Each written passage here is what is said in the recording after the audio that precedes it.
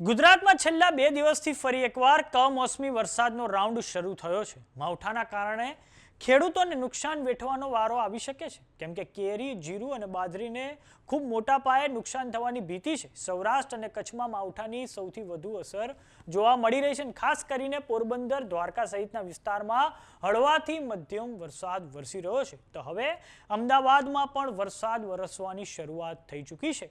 નમસ્કાર, જમાવટ સાથે હું છું પાર્થ.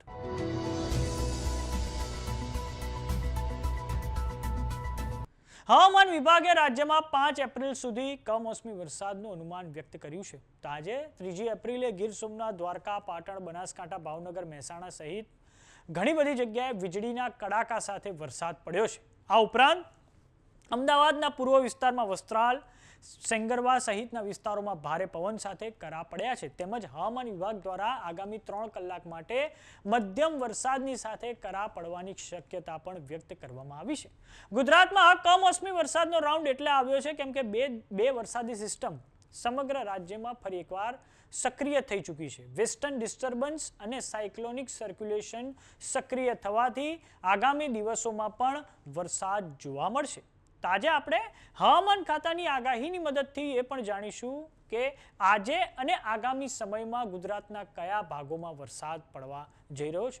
તો દર્શક મિત્રો, આ તમે સ્ક્રીન પર જોઈ રહ્યા છો હવામાન ખાતાની આજની આગાહી. તો આજે હવામાન ખાતાએ ગુજરાતના જેટલા પણ મેક્સિમમ ભાગો છે તેમાં કમોસમી વરસાદની આગાહી કરેલી છે. સૌપ્રથમ આપણે વાત કરીએ સૌરાષ્ટ્રની, તો સૌરાષ્ટ્રમાં દેવભૂમિ, દ્વારકા, પોરબંદર, જુનાગઢ, ગીર સોમનાથ, જામનગર, રાજકોટ, મોરબી, સુરેન્દ્રનગર અને બોટાદ માટે યલો એલર્ટ આપવામાં આવ્યું છે.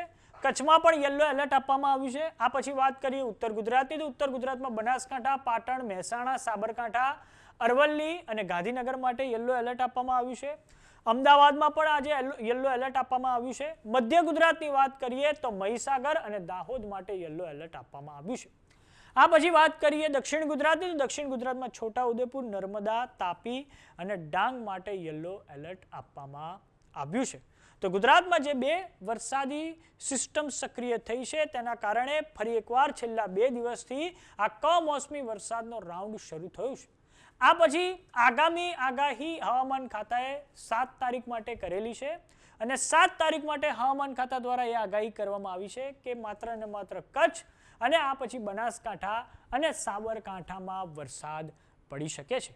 પરંતુ આ કમોસમી વરસાદનો જે રાઉન્ડ શરૂ થયો છે તેના કારણે ખેડૂતોમાં ભારે ભય છે, કેમ કે જીરું છે, કેરી છે, બાજરાનો પાક છે તેને ખૂબ મોટા પાયે નુકસાન થવાની ભીતિ છે. કેમ કે અગાઉ ઓક્ટોબર, નવેમ્બર 2025માં જે ગુજરાતમાં કમોસમી વરસાદનો રાઉન્ડ આવ્યો હતો તે ખૂબ ઐતિહાસિક હતો અને તેના કારણે સૌરાષ્ટ્ર સહિત જેટલો પણ ગ્રામીણ ગુજરાત છે તેમાં કમોસમી વરસાદના એ રાઉન્ડના કારણે ખૂબ મોટું નુકસાન થયું હતું અને તે પછી સરકારે કૃષિ રાહત પેકેજ જાહેર કરવાની પણ ફરજ પડી હતી. તો સમાચારોમાં અત્યારે બસ આટલું. જોતા રહો જમાવટ. જો તમે અમને યુટ્યુબ પર જોઈ રહ્યા તો સબસ્ક્રાઇબ કરો, જો તમે અમને ફેસબુક પર જોઈ રહ્યા તો ફોલો કરો. સાથે જ અમારી વોટ્સઅપ ચેનલ આવી ગઈ છે, જોઈન કરવાનું ના ભૂલતા. નમસ્કાર.